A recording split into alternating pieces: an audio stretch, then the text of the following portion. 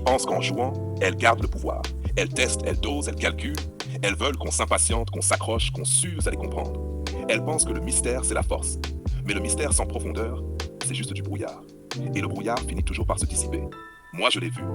Je l'ai observé jouer ses rôles, enchaîner ses caprices, ses faux silences, ses petites humiliations feintes pour provoquer une réaction.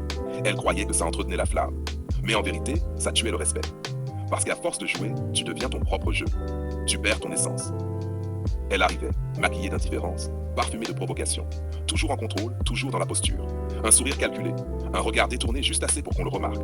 Tu vois, ce genre de femme qui t'observe sans te regarder et qui t'ignore en espérant que tu reviennes. Au début, tu tombes dedans. Tu te dis, elle est différente. Mais la différence n'était qu'une mise en scène. Derrière le décor, il n'y avait qu'un vide entretenu avec soin. Elle aimait les batailles invisibles, les silences tendus, les réponses tardives. Elle croyait séduire par la rareté, alors qu'elle s'éloignait par orgueil. Et puis un jour, tout s'est arrêté. Pas un mot, pas une dispute. Juste ce moment de vérité que la vie finit toujours par offrir à ceux qui voient. Je l'ai vue sans le masque, sans l'attitude, sans les filtres, sans les artifices. Et ce que j'ai vu, c'était une femme banale. Pas dans le sens physique. Non, banale dans l'âme. Tout ce qu'elle avait caché derrière ses jeux, sa peur, sa petitesse, son manque de sincérité, était là, exposé nu. Et je me suis dit, tout ça pour ça, toutes ces heures de tension, tous ces regards, tout ce théâtre, pour en arriver là, à une vérité simple, fade, désarmée. C'est là que j'ai compris. Le jeu, ce n'est pas une arme. C'est un bouclier de ceux qui ont peur de ne pas suffire. Mais le jour où le regard d'un homme perce ce bouclier, tout s'écroule. Parce que le pouvoir qu'elle croyait avoir, il n'existait pas. Il n'était que prêté. Par la patience de l'homme, par son illusion, par sa curiosité. Et moi, ce jour-là, j'ai cessé d'être curieux. Je ne l'ai pas jugé, je n'ai rien dit, je l'ai juste regardé et je n'ai plus rien ressenti. Ni désir, ni colère, ni envie. Rien. Le néant. C'est ça, le plus dur à encaisser pour une femme qui se croyait irrésistible.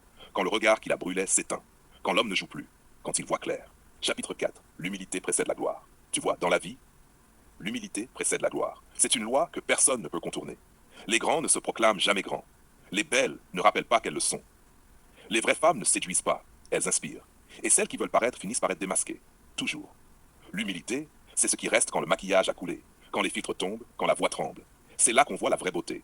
Pas dans les poses, pas dans les jeux, mais dans la lumière tranquille de quelqu'un qui n'a plus rien à prouver. Chapitre 5.